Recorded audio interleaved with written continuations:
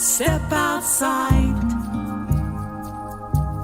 All right. Yate. Good evening, everyone. Thank you all for joining the Indigenous Ways Wisdom Circle. We are so grateful to be webbed together in this form of communication. As much as we want to be in person, this is better than nothing, and it's awesome because we have access, and that's just it doesn't get any better. We have access. So we want to take this time to acknowledge the traditional owners and ancestors of the tribal lands of Oga, Poge, Owinge, also known as Sanape. We reside in. We'd like to thank you all. And this evening, we have a very special guest with us who we met right before the pandemic. We met at the Western Arts Alliance gathering in Los Angeles, California. We made a serious connection, and we've been able to stay connected thanks to technology. And now that we are here tonight, we want to thank Brooke, for joining us this evening. So Brooke Smiley is from the Osage Nation and is a body and earth artist.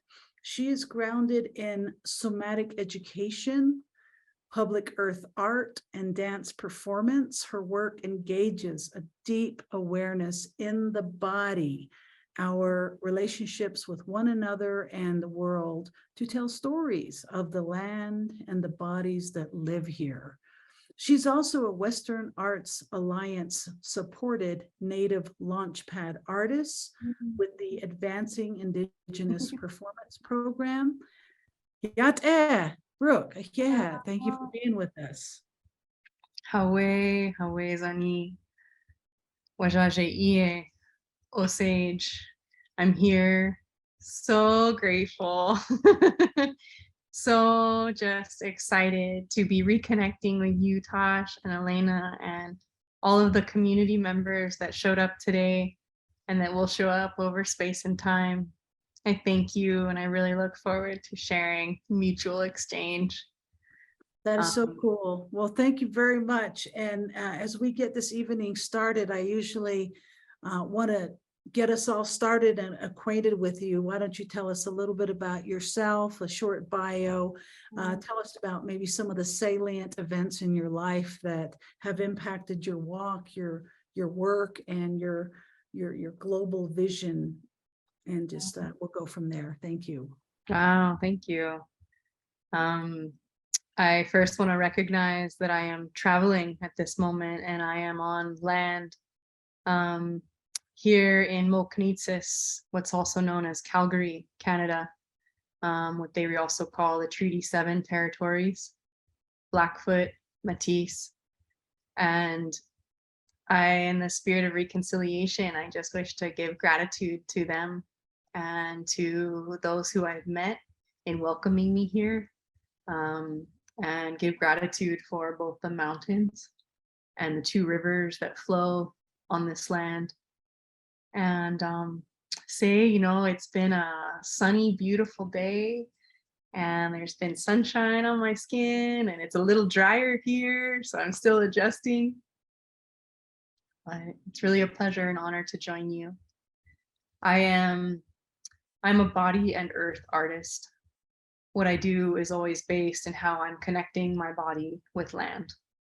And what I uplift and enliven is public art experiences that both bridge diplomacy and education. I am rooted in what I call somatic education, body-based learning, earth art and architecture, sustainable ways of building with the earth, and in particular, super adobe as a California contractor. And I'm also a dance artist. So I've lived overseas for 8 years in companies, touring. And it's really about coming back to care for my brother and care for my family and learn how to care for myself in relationship with them that has brought me back in touch with the Osage Nation. I'm the first in 2 generations to return.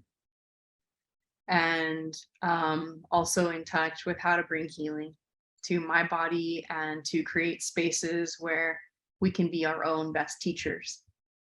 Yeah, I have big dreams for this work. These last couple years have really supported time and space to really learn how to slow down.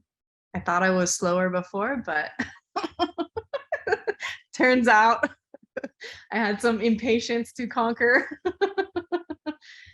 And in pairing with this group of women, Sozo artists, I've really been able to dig deep in my vision to bring stewardship of land back into Native leadership with art experiences and how that might look in places like national parks, national monuments, and forests. And I really look forward to meeting you and learning how to do this with my newest work, Earth Speaks, which I think we'll talk about a little later. Thank you, Taj. That is so beautiful. Thank you so much. And I have so many questions for you that I don't even know where to start. So why don't we start with what is somatic movement? I mean, I've heard that for years and I'm kind of curious. I'm like, maybe I should be doing that. Can you tell us a little bit, give us a little education there? Absolutely. Very short version. Somatic education is simply body-based learning. It's really turning the searchlights of our eyes inwards and creating spaces of deep listening. I lift up a lot of creation story in embryology and in what I call basic neurocellular patterns. So the patterns in which we live and we grow. And by studying these, by studying literally how we move, how movement allows us to grow,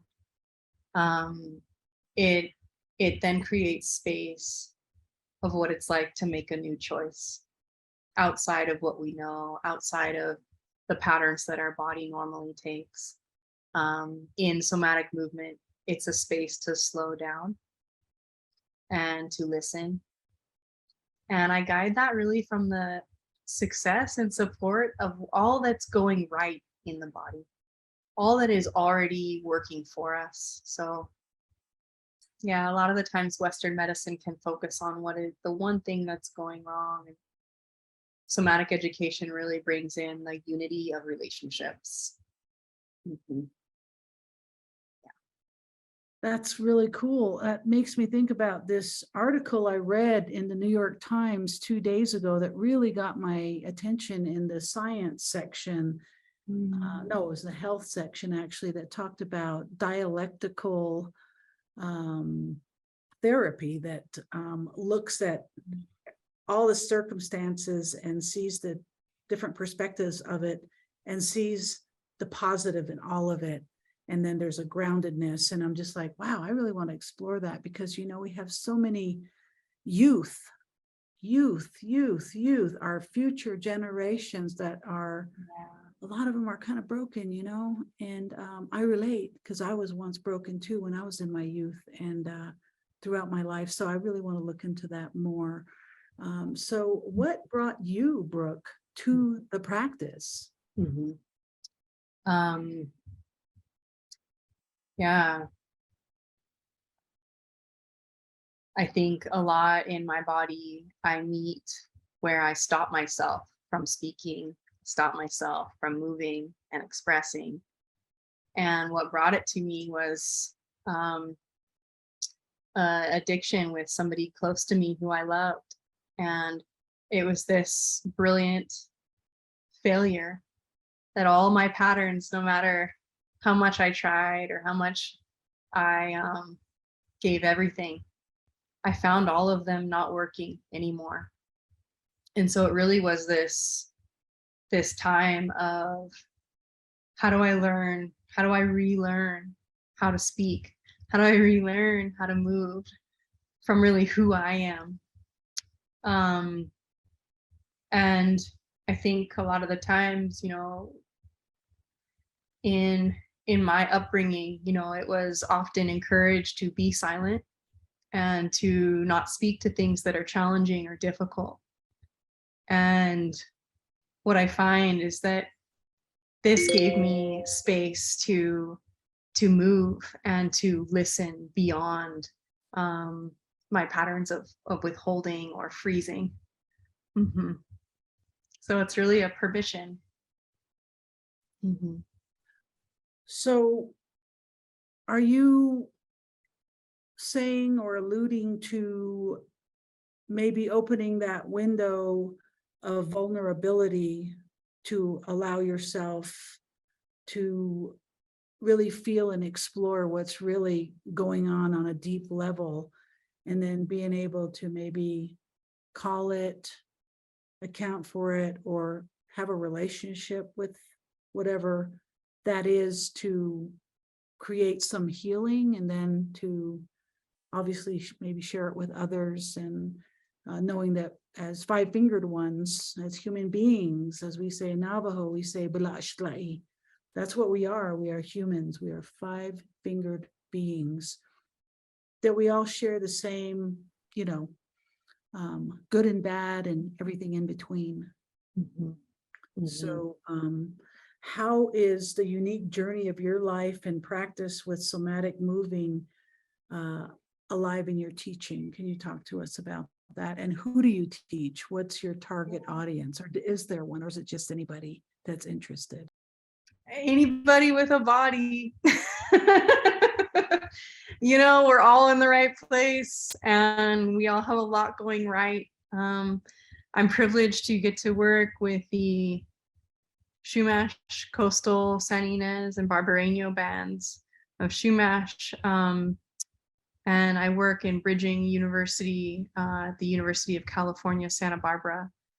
And a lot of my role there has been to bridge voice and access for them. So I brought a somatic movement conference, international conference there in 2019. And it was really something to then introduce to the field by centering, the local Chumash of how the bodies connect to land with song, with dance, and with story.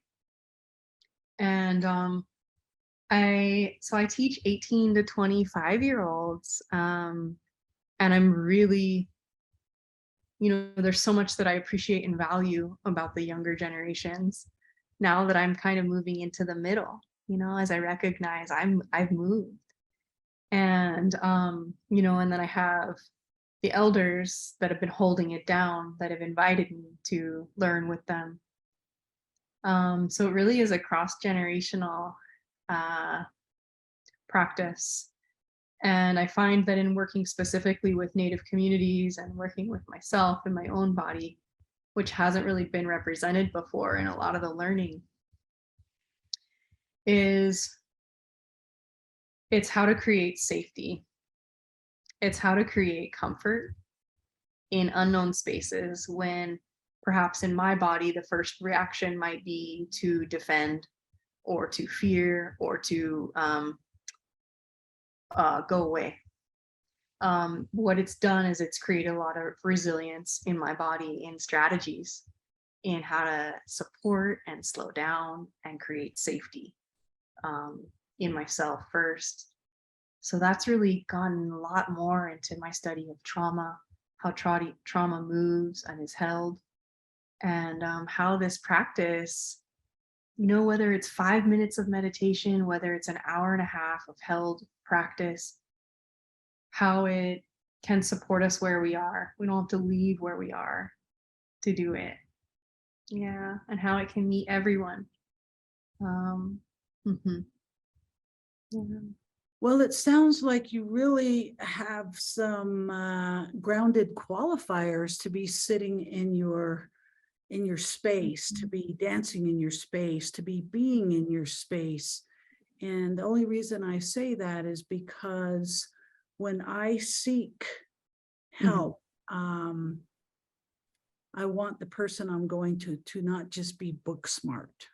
I love books, I love education, I love academia, but I also love qualifying experiences for whatever it is. And there's just a whole plethora of that. So yeah, that's awesome. only hope that we can maybe one day bring you into Santa Fe to have a session, and we'll talk at some point. And I'd be honored to. We would love to have you and host you in Santa Fe with Indigenous Ways in the future. Thank you.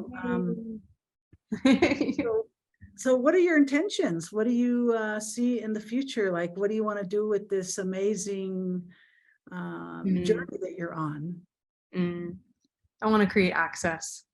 Ah. I'm ready to create access, and across a lot of different platforms, so that younger people can get what they need, within whatever time frame and with whatever interest.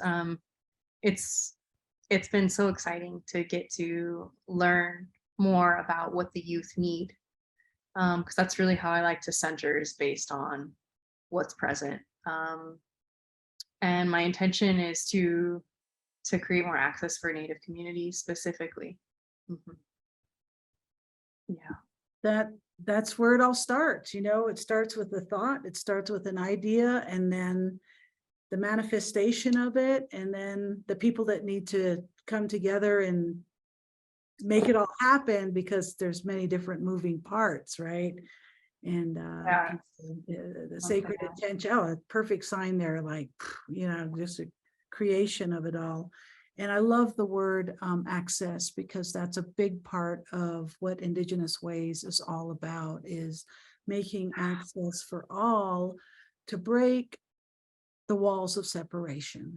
And I will take this into the spirit world with me, that's what needs to happen on a global scale, and through healing modalities, arts, music, food, laughter, sharing, languages, learning from each other, will make us into a more peaceful civilization on a global scale. So thank you for the work you're doing. And how do you lead your students through this somatic movement session? Like, can you give us a picture, like give us a visual of what that looks like? Yeah, sure. I work both outside in spaces, and I also work inside in studios or classrooms. Usually we start with a walk. Usually we all go for a walk in the space, and give people a chance to just come into their own. Before we meet each other, I give space to meet ourselves. And that's really important to me, just to have space to meet ourselves where we are. Begin the listening process of that.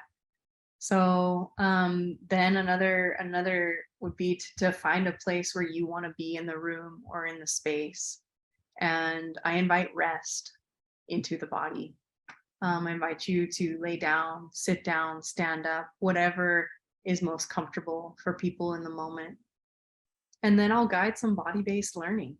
I will offer things, because I find that what we hold inside is just a mirror of the ripples of what is going on around us.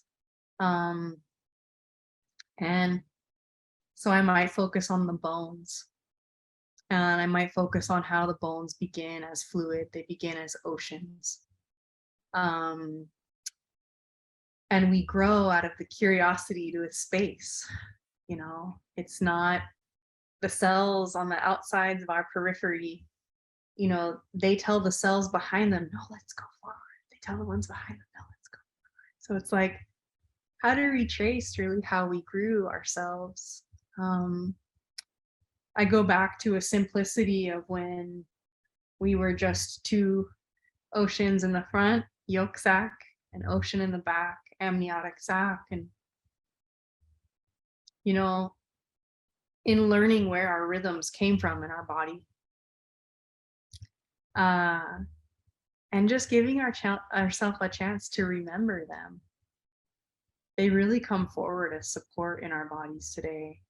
We're pretty complex. We have a lot of amazing things going on. And I really bring it back to simplicity. And people can be anywhere in the space, and some people might be moving. Some people might fall asleep because they're resting for the first time in a long time. I always take that as a compliment, by the way, if that happens.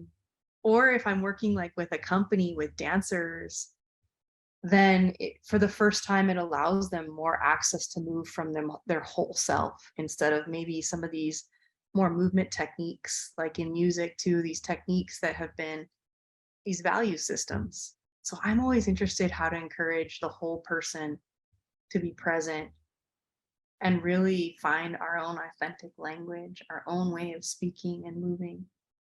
And the biggest part is, where is our space for choice? Where is our space to make a new choice, to play, to explore, to change our orientation, to tip our brain, to pour it, and to let our heart come forward and lead through movement. So I find that it creates a lot more possibilities and becomes a grounding practice in relationship with the earth, because earth building is a huge other part of my practice. And, you know, then from this grounded place of listening, then we can start working with our hands in the earth. I know creation stories, like, you know, we come from the clay, we come from the earth. And so I find that when I bridge this with earth building, then we get to come together as a community and build new earth markers, whether they're a fire pit, an earth bench, a playscape for children, you know, these organic natural forms that are around, that our bodies naturally want to be close to. Yeah, I worship the round. So I might have gone a little off track. Forgive me. No, not at all. This is no. This is a very, very fluid show, and there's the most flexibility you'll ever know in this. You can. This is your show. Whatever you want to share with us. And the next question I have for you is, how do you envision? Oh well, let me start with. So when you say these classes, is there like a criteria, or how does one access your class? I mean, what is there? Yeah. How does that? How do we do that? How do we access all that? Do you have it online? Is it in person? Do you hybrid it? Yeah, I'm actually starting a new series soon online that meets once a week. That's another way to engage online. If you just want, I also record it.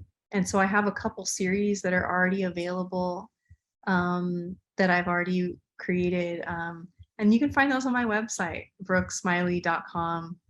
And that's a somatic education series. I also have just like audio files for that you can access, where you can actually take with you out on a walk on a land where you want to be, or as you're falling asleep, maybe a new practice before you go to bed.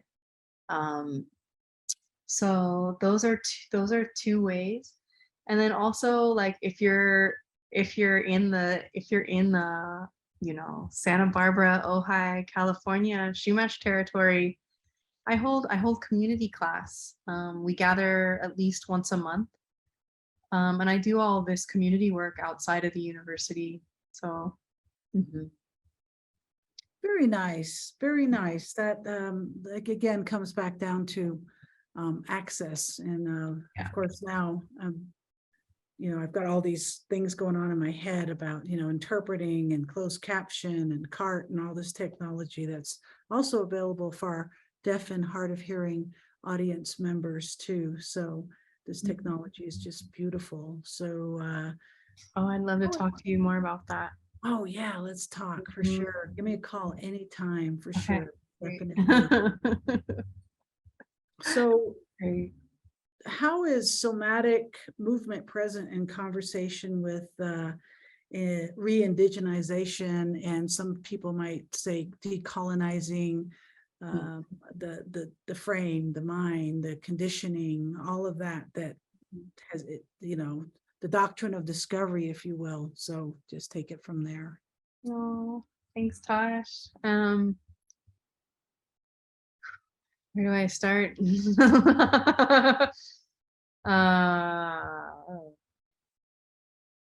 Ways I've been exploring it recently, beyond the ways that I connect with land, is through language.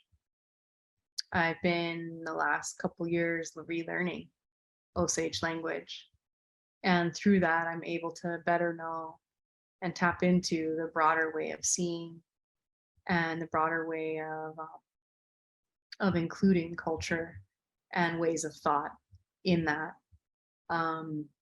I like to focus on re-indigenization because the beginning of that prefix re means to return or come back.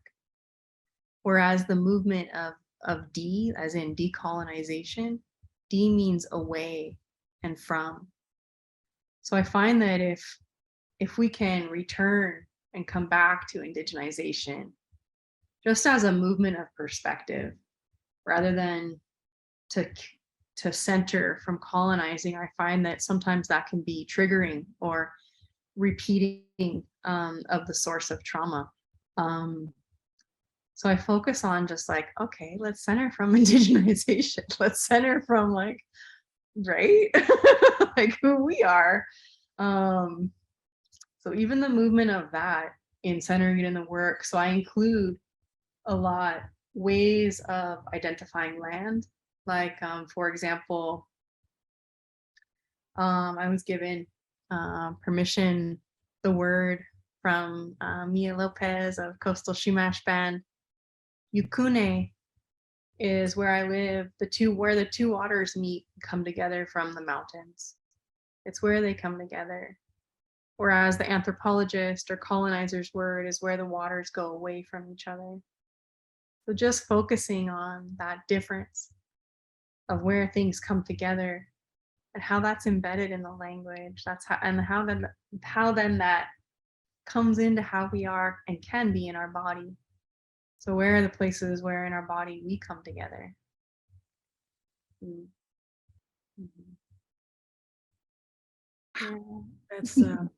That's really deep because I've been hearing a lot about the generations.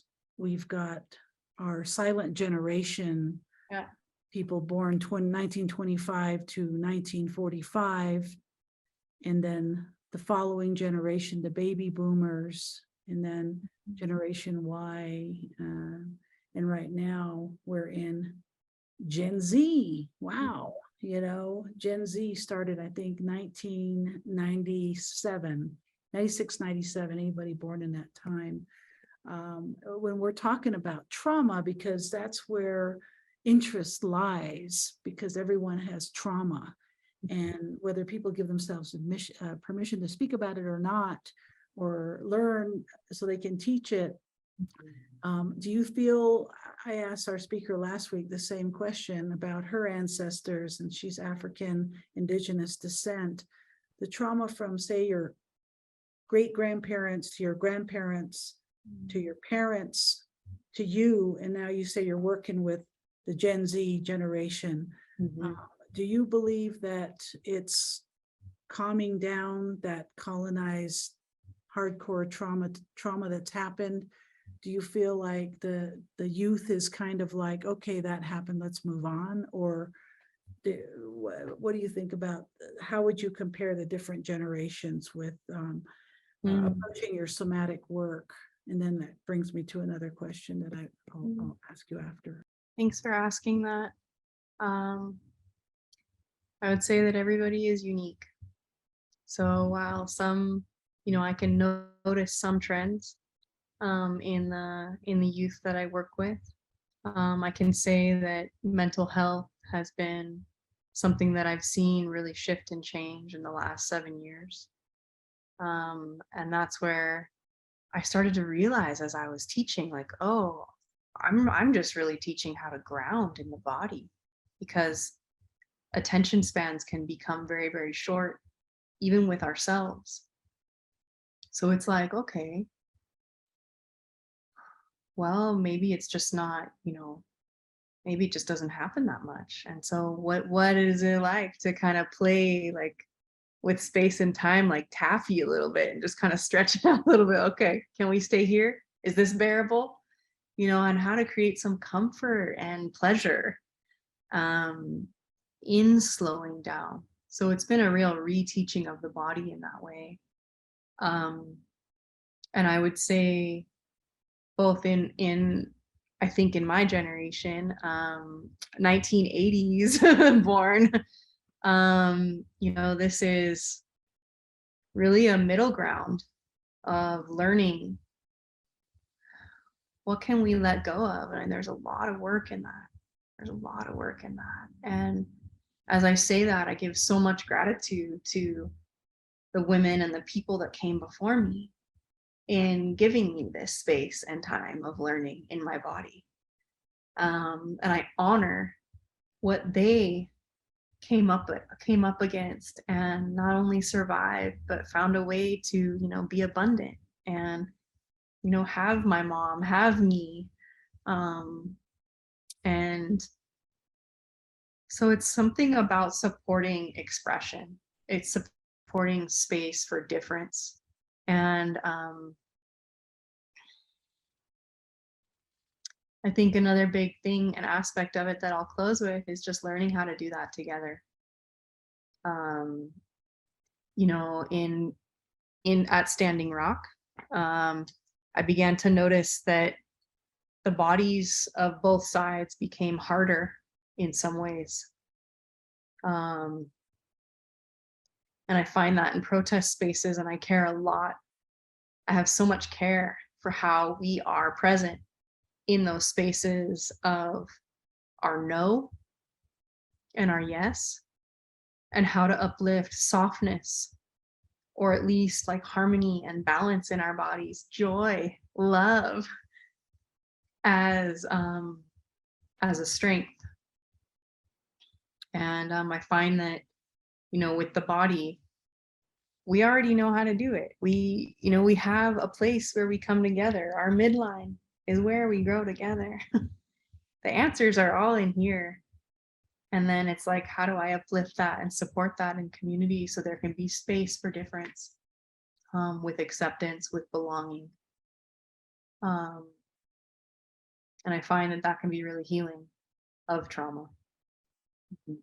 Because so much displacement and forced migration and quiet or hiding, or shame, and how that lives in the body is like, I found those to be very prevalent in a part of my path in learning how to honor and recognize it, and create health to support other strategies.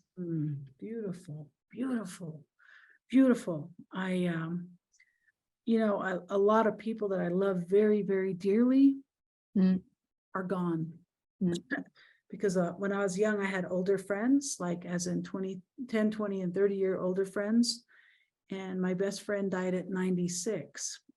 And Richard Erdos, and he was able to shuffle.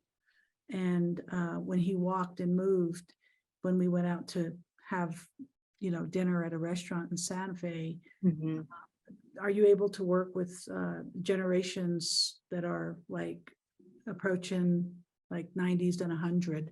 Does the same type of approach work for that as well? Yes. Absolutely. Yes. And like, because I study basic neurocellular patterns, it's like, how can that apply to supporting just standing and sitting, laying down and sitting, rising, these things with our elders I've been working with, and also things with nerves, with diabetes. My father has diabetes, and I work a lot with how to create sensation and grasping again. Yeah, it's really a privilege to be in the learning of how to support, people where they are. And a lot of the times it comes back to simple, simple things that we repeat again and again, but how can we, bring more care to those spaces or more resources so there's support there.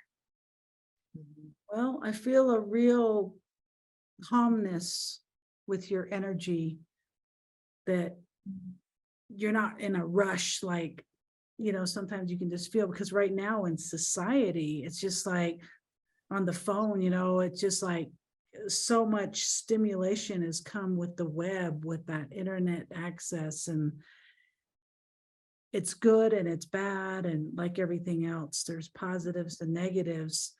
So as we wrap up my questions for you, can you tell us at the moment, what are you working on? And is there theater involved in that? Hey, yes. Yeah. So my newest work is called Earth Speaks, and I've been just dreaming big. How can I dream even bigger to support our communities? So this work is, I'm really wanting to invite it to partner and to collaborate. And I see it as my work for the next decade. It's a public art project grounded in healing. And it includes working over a series of time. So surprise, it's not a rushed process, but it would be something to engage with a residency or seasonally with a community based on community needs, that I would support somatic education. And then I would teach earth building principles, and we would build an earth marker together that was of value to everybody in the circle. So including elders, including youth, because I think what we give rise to and what we can give presence to might be of service for those to come, to create belonging and to kind of remap and learn how to be seen and held. And the last stage to the project is, after an earth marker would be built, holding an all arts gathering where people of the community can come and share and activate the space through, arts. And I create community-based dance scores. So basically just a list of a couple tasks you can try or not try in community, something to play around with in the space, something to open up a little bit more freedom, or it just kind of creates a fun activation that then would give a wider public or audience a clue into what happened here, Yeah, great. Well, thank you very much for that, because I think, the word sustainability gets thrown around a lot, and we want to talk about sustainability for, first of all, our planet, because we all share this home together called Mother Earth. And then sustainability for the lands that we are closely associated with, the sustainability for ourselves. And with your movement, I really like that I'm hearing you're leaving sustainable tools, you're utilizing the internet for us, you're giving us some practices we could do, so we can just let that seed go and just sprout other people that want this healing, because man, I want it. So I want to learn more. So the last thing before I say, I'm going to pass it over to Elena for a quick information blurb. She's going to tell you a bunch of good stuff. Is, what is your definition for thriving in purpose? That's our theme for this season.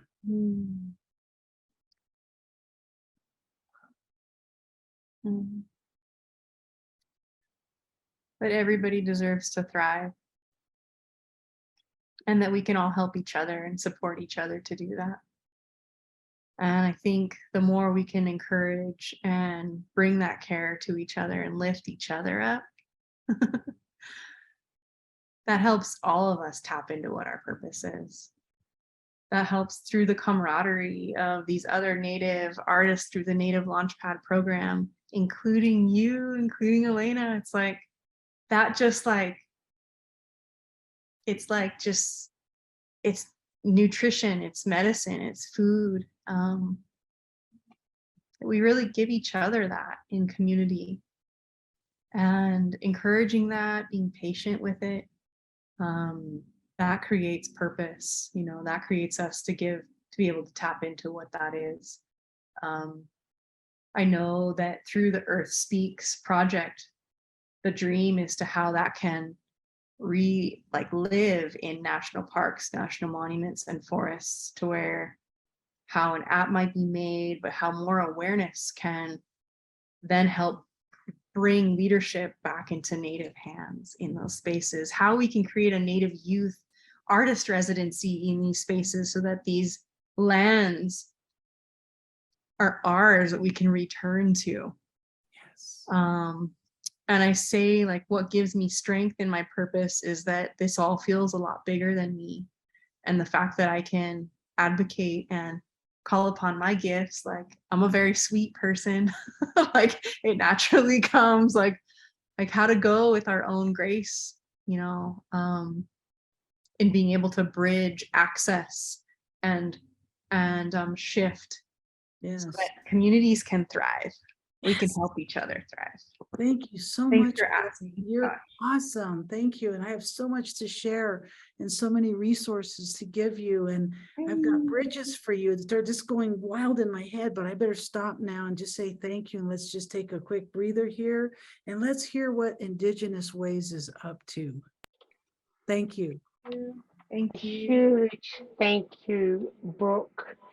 You know, I feel like in a mix of super excited, super honored, and very zen from your extraordinary sharing of wisdom, hard knocks, experiences, to what you're talking about is activating spaces.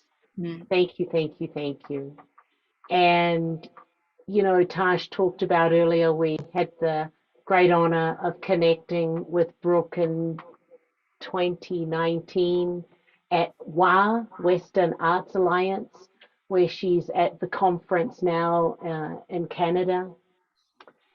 And to see her move, you know, there's no vocab I can say.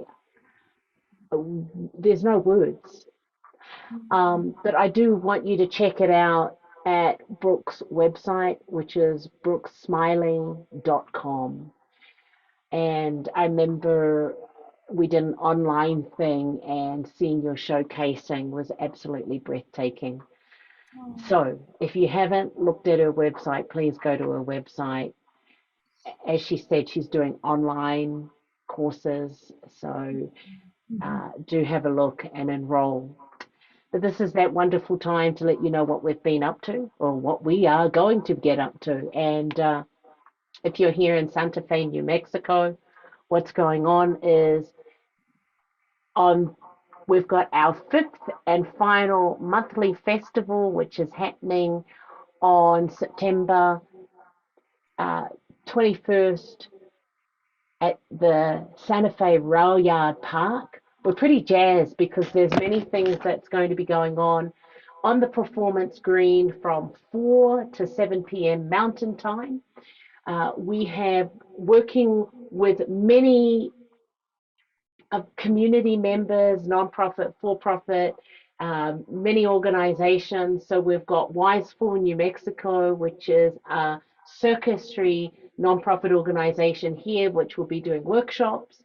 Also, Earthseed Black Alliance, Arts Alliance, they'll be sharing many wonderful things.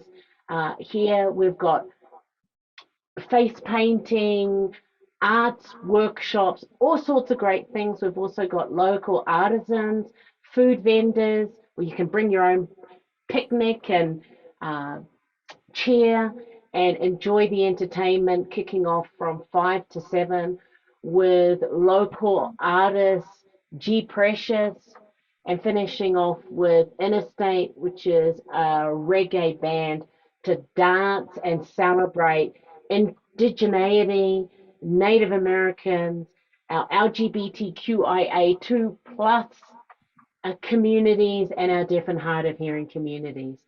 Now, if you are not in Santa Fe, don't worry. You can go to our website, IndigenousWays.org, and there you can register for our online live broadcasts from the main stage, and that's from 5 till 7. So we'd love to see you. And zapping along the bottom are all our websites, our social media. So if you're on social media, glad you're here. Or if you're watching this through social media, please subscribe or like us. Uh, our next wonderful presenter that we're going to have in the Wisdom Circle, which will be after the Indigenous Ways Festival, is no other than the beautiful Penny Gamble Williams, who is a Chappaquiddick woman.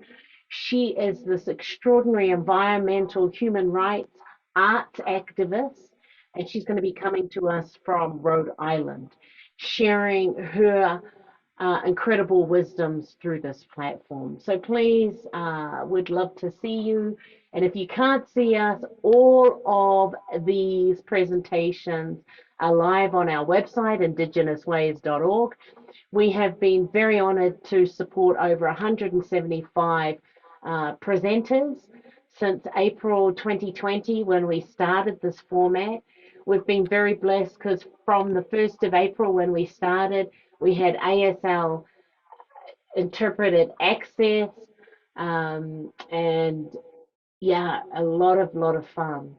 So this time round, this has been really possible, and want to thank our beautiful sponsors, including National Endowment of the Arts, the City of Santa Fe Arts and Cultural Department, as well as New Mexico Humanities and the National Endowment of Humanities. And also to our Indigenous board members, some of them are on live, thanks for being here, and also you, our individual donors, making this all possible. So Brooke's archive of this, if you want to see it more, because there was so many richness of what she did share, you'll be able to see that in the next couple of days on our website, and also the over 175 different Indigenous, deaf and hard of hearing, LGBTQIA presenters in the circle. If you're able to and want to support us, we have donations, either PayPal, Venmo. We also have donations through our website, or you can send checks to Indigenous Ways through our snail mail PO Box 4073. That's Santa Fe, New Mexico 87502. So anyway, it's that wonderful time. And what happens here with our audiences that have joined us live in our Zoom, if you want to turn on your camera, remember, this is getting broadcast live, so if you're okay with that, we would love to see you at this time. So you can turn on your cameras, and if you have any questions, please put that in for this is that time here, or things that might have been simmering of what Brooke shared. If you are in our social media and you want to share some comments with Brooke, you can please type that and we'll share that. And before I turn it over back to Tash, and if anyone's in Zoom and feeling a bit shy and don't want to turn on your camera, put that in the chat box and we'll share that with Brooke.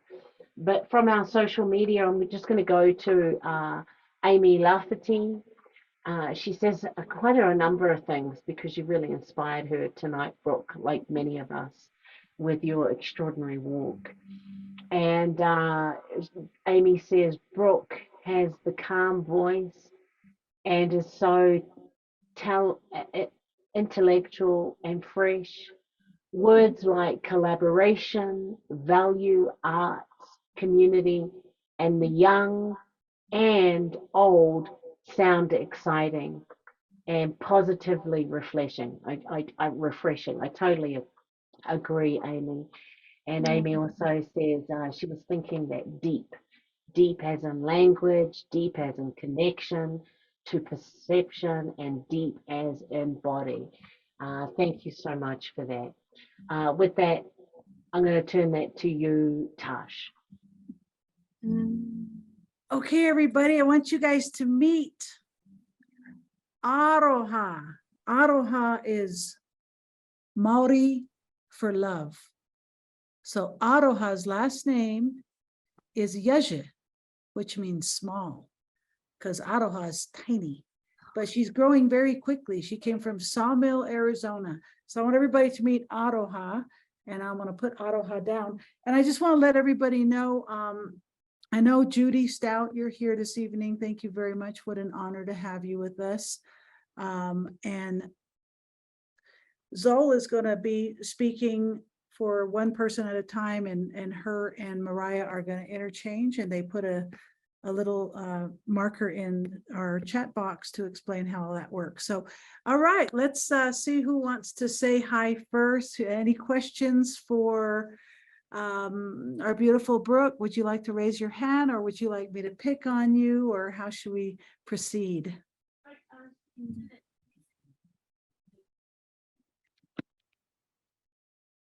Okay, so I guess we got 10 minutes, everybody. So let's just go ahead and go right to Marcelina. Marcelina, would you like to share some words with our beautiful Brooke? Oh my God, what a treasure you are. It's so amazing because I have been involved with a piece of land for decades and an artist, and it looks like there may be a possibility of an artist, not exactly community, it's owned by the National Park System. So you have given me so much to think about and so much hope in thinking a wider vision about community, not just artist retreats, but thinking about how to build community, you know, from the beginning. And so I really have to thank you. I know this is very, you know, not very much information about it, but I know we don't have much time, but to be given, you know, some seeds at the beginning of a project is a real gift. And I had no idea what to expect. I've been doing a year of childhood trauma somatic therapy. And when I, you know, saw the word somatic, I went, oh my God, I have to hear this. And it has changed my life. So I can't wait to watch you perform and hopefully to get in touch with you about questions about how to proceed with what I'm doing and the group that I'll be bringing together will be doing. So grazie, grazie, grazie. Yay. So Wow. great to see you, Marcelina, and thank you too Yes, for the you too. journey of healing, you know, the healing, the healing, the healing, which is so, so important. We just saw Marcelina very recently. I think it was at the July Indigenous Ways Festival. So that was a delight to see you. And thank you for your work and walk with the arts and the videoing and the filming that you do. And it's beautiful to see you.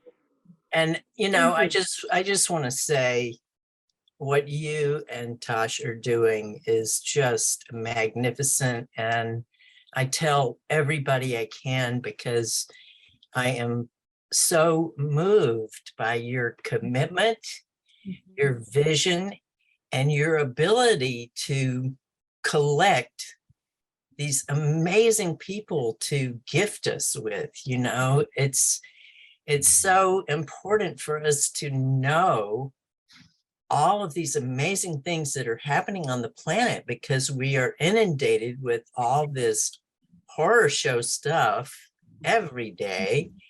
And yet there's just such amazing things happening.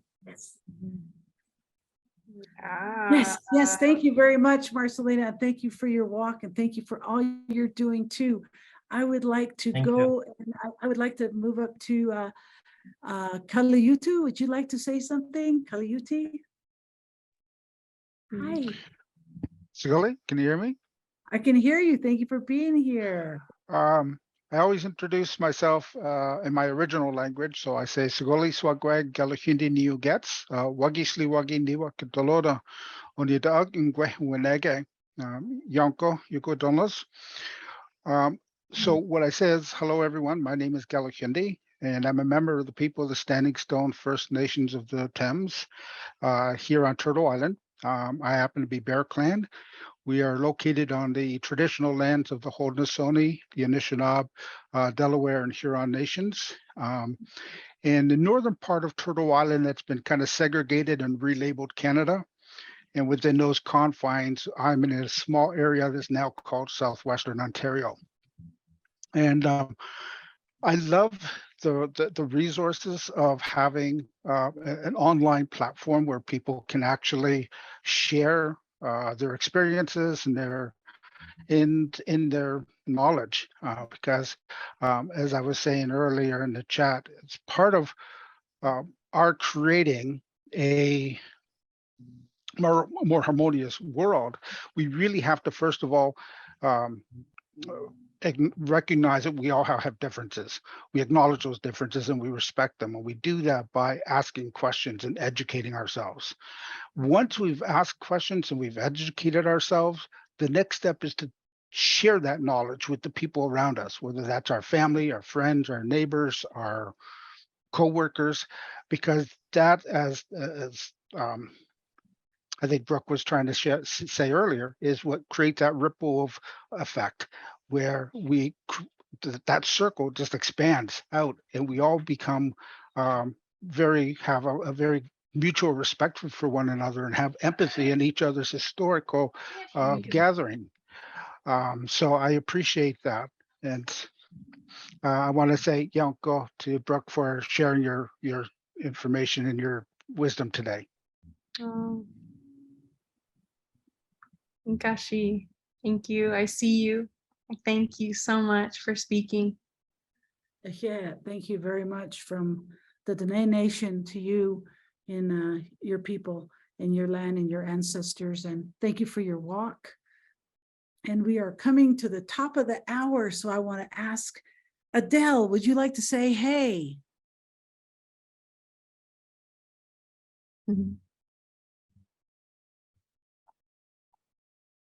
Okay, well, I want to take this time to say, oh, is Adele coming on? I see something happening. But in the meantime, while Adele's coming on, if Adele's able to come on, I just want to thank you all very much for joining us and believing in Indigenous ways. And thank you for being with us tonight. And I see Adele. Adele, would you like to unmute your microphone? I thought it was unmuted. I can hear you now. I thought, okay. I just want to say thank you for sharing.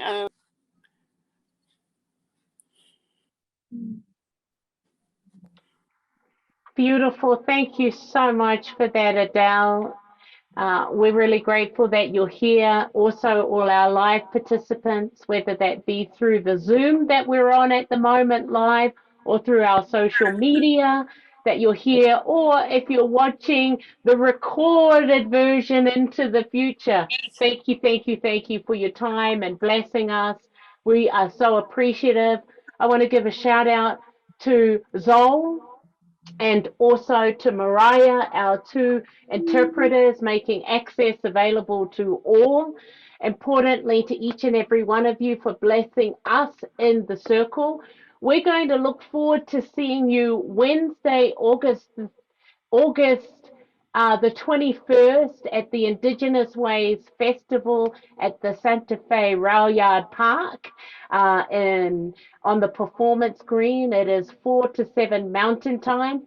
Don't panic if you're in Canada or... I mean September. Yeah. Oh, you mean September. Thank you. Thank you for I was the waiting for that. correction. Thank you. That is Wednesday, September the 21st is the next and last, our fifth and last Indigenous Ways Festival. 4 to 7 p.m. as in Mountain Time. And if you can't be with us in person, don't panic. We're also going to be live beaming from 5 to 7 p.m. Mountain Time. We'd love for you to join us. So go to our website, IndigenousWays.org, and you can register there, and we'll look forward to seeing you electronically. But, you know, in saying that, this circle, a sacred circle, wouldn't have been possible not only with you, but the incredible wisdom, the incredible experience from Brooke Smiley. So with that, let's give it up for the one and only Brooke Smiley. I'd like to give a huge thank you, Tosh and Lena.